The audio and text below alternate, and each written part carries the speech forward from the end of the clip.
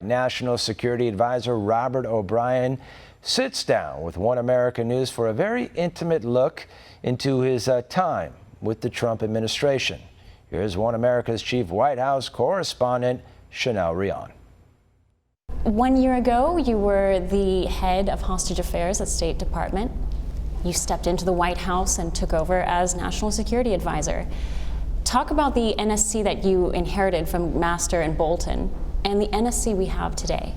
Well, one of the things I wanted to do as National Security Advisor was to make sure that I wasn't trying to explain the world to the president. I think he understood the world pretty well, and I didn't want to take my policies in and trying to implement them. I wanted to implement the president's policies because I think he has tremendous and terrific instincts on putting America first and how we can get wins on the national security and foreign policy front. In the 1 year since Ambassador O'Brien has taken the role of National Security Advisor at the White House, the Trump administration has overseen its biggest foreign policy wins. Within the first few months, the White House oversaw the death of Iranian military leader Qasem Soleimani, the negotiating of peace between the Turks and the Kurds, and a renegotiated relationship with NATO allies.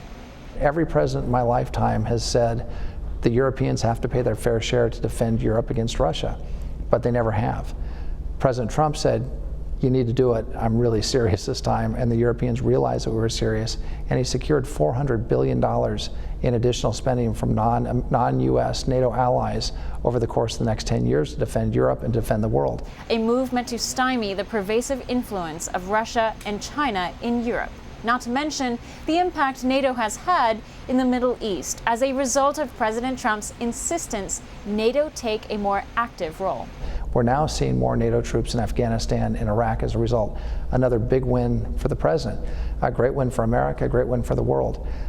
We had a caliphate the size of Great Britain spanning Syria and Iraq. And the president, under his direction, the military eliminated the physical caliphate. The president also ordered the successful killing of ISIS leader Abu Bakr al-Baghdadi, expanded the maximum pressure strategy onto Iran, brought peace between Serbia and Kosovo, and orchestrated the astounding victory of having two Arab nations, Bahrain and UAE, sign peace deals with Israel for the first time in over a quarter century.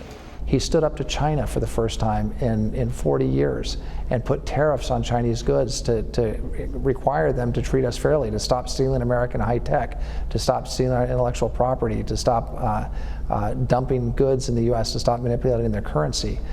So he stood up to the Chinese, and we ended up with a phase one trade deal.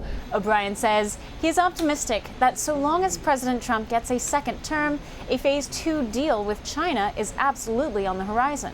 So he's taken a very hard line with countries realizing this is who they are, this is what they are, and we're going to stand up to them. We're not just going to threaten them, we're not just going to have rhetoric, we're going to have real action. It's been a long year and it's been a tough year, but I think if you focus on what the president has done just in the past year in his foreign policy, the wins he's achieved for this country and for the world, it's really been terrific. And I've been honored to serve with him.